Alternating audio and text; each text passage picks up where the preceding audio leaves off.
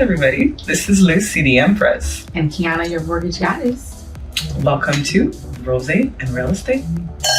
Yes. Are you sipping on? Domaine de Lyons. Yes. A beautiful sparkling. And where are we today? We are live from the Pyramid Club in Center City, Philadelphia. Yes.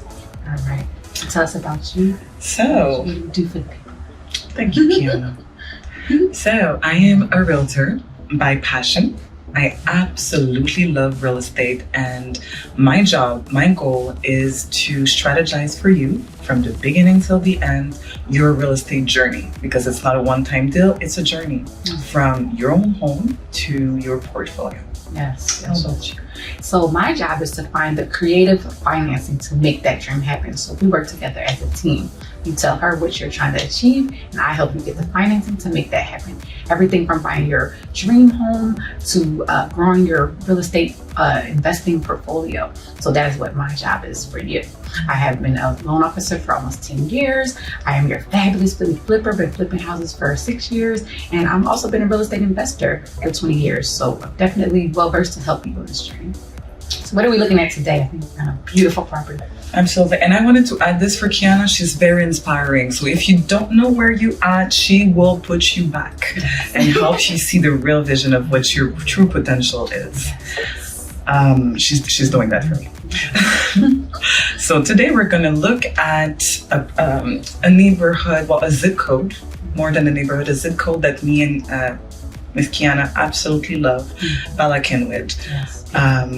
It's really beautiful. It's very interesting. It's very old. It has a lot of history, and those houses also. The golf course. I don't know if you had the chance to go there yet.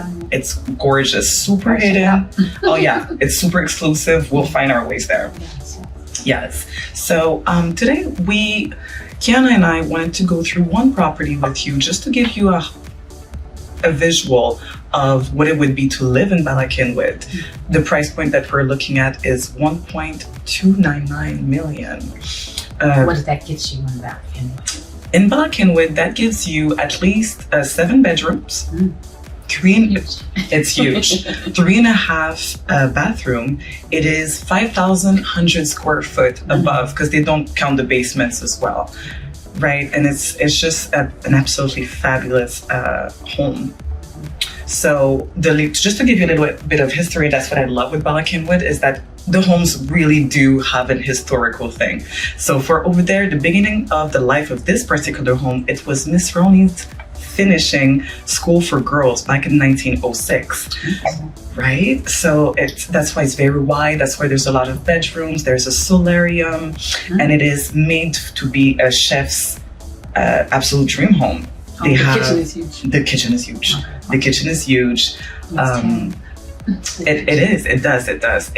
The dining room takes up to 20 person, the proper arrangement. It's meant for entertaining, I think. It's meant to become your home. Entertaining. You have 20 people in there dining, lovely, large kitchen, so you can have your chef come in there, cook for your people, and your tasting menu. Absolutely. Your fabulous dinner parties at your home.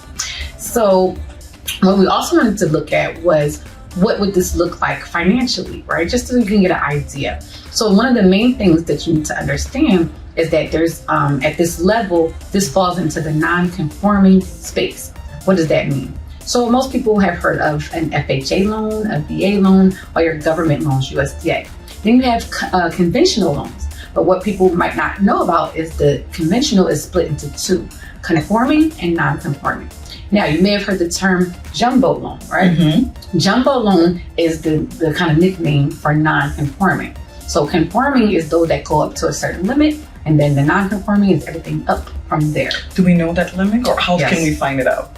So the limit is basically the same across most of the counties, but there are some that are different. So you might want to look that up, and you can basically Google that. That would be your conforming loan limit. That's how you would look it up for. So most of the counties is up to $647,200. Anything $1 over that loan amount, not purchase price, loan amount, is going into your non-conforming jumbo space. And I know we're not going too deep today, but the difference between the loan amount and the purchase price is? So your loan amount is what you're going to pay or get your loan for after you put your down payment.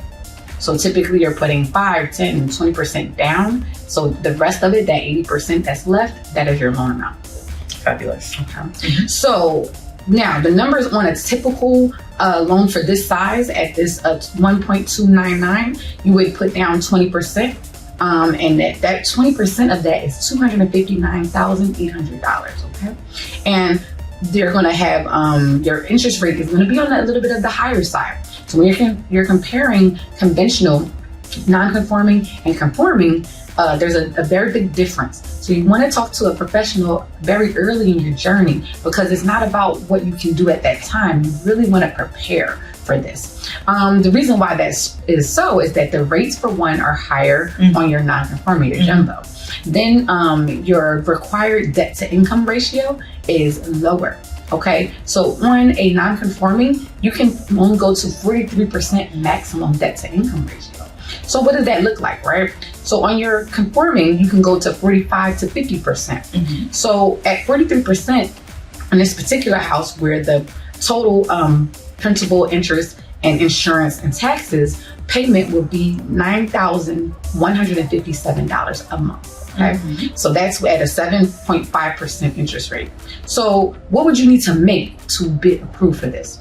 At minimum, if you had no debts, you would have to make $21,295 a month to afford to get approved at 43% that's an income ratio. Now, I said that you could do 45% on the conventional. The difference would be you only have to make $20,000 if you could go up to 45. So you really have to make more money to get approved for these loans. Because typically on a lower price loan, you would be able to go up to 45 to 50%. So even at 50%, you only have to make $18,000 a month. But because it's at 43, you got to make $21,295. And as you were explaining to me, it may look like nothing, but it's an extra $1,000 per month. Every month. So times 12, that's an extra $12,000 or more. And then the other one, it was $3,000. So that's $3,000 per month difference times 12. So you're really talking about a really big difference and what you get approved for. So you want to be looking at these things so you can make sure that what you're looking at fits in with what you can do, or what do you need to do to get to that higher level. So we can talk about these things, early on. So one of the other things is that the minimum down payment required is higher as well. So on your conventional loan, you can normally do as low as 3 to 5% down. 3% is really hard to come by, but that's when you're a loan that would it's a low to moderate income loan, and you can go down to 3%. But typically it's 5%. That's the minimum. For conventional. For conventional. For conforming. So conventional is two, non-conforming and conforming. That's what we're talking So about. the lower price is the conforming. So non-conforming, which is your jumbo loan, usually you have to do about 10 to 20% down. That's required. Can you get down to 5? It's very hard. Usually your credit score has to be like over 800. So it's really hard for most people to qualify for that. So most people are going to be putting down 10 to 20%, which is a lot more. That's double, right? 5%, which now is 10 or 20 on a higher price point. So it shows a little more. Yes. Yeah. So you got to plan a little bit longer, save a little bit longer. So then on top of that, you also have to have more reserves for a non-conforming or jumbo loan than you do for conforming. And what are reserves again, Kiana? So reserves is the money you have left over after you pay your down payment and all your closing costs. And then they normally talk about it in months, right? So you'll say, how many months reserves does this person need? Months reserves equates to how many months of the monthly payment you need to have in reserves. Okay. So if they said 6 months of reserves, you have to take that 6 times that 9,157, which is the monthly payment. That's how much money you have to have left over after your down payment and after your closing costs. So you need a lot more money to make this happen. So that's why we want to talk about it and plan it so you can know ahead of time, okay, I need to liquidate this or save this or increase that. So we can plan and get you into your home and not wait until you're about to do it and realize I can't do it and now it's 6 months to a year off. So it's never too early to sit down and have these conversations. At all. That's exactly why we're here, to make sure that you're prepared, even again if it takes a year, because we want to get you there. Yeah. We truly, both of us, believe that our relationship with you is a lifetime, and we want to be there for it. We want to be here for your success. Yes. And we want to make sure that you are in a position of being comfortable and happy where you're at and achieving your dreams.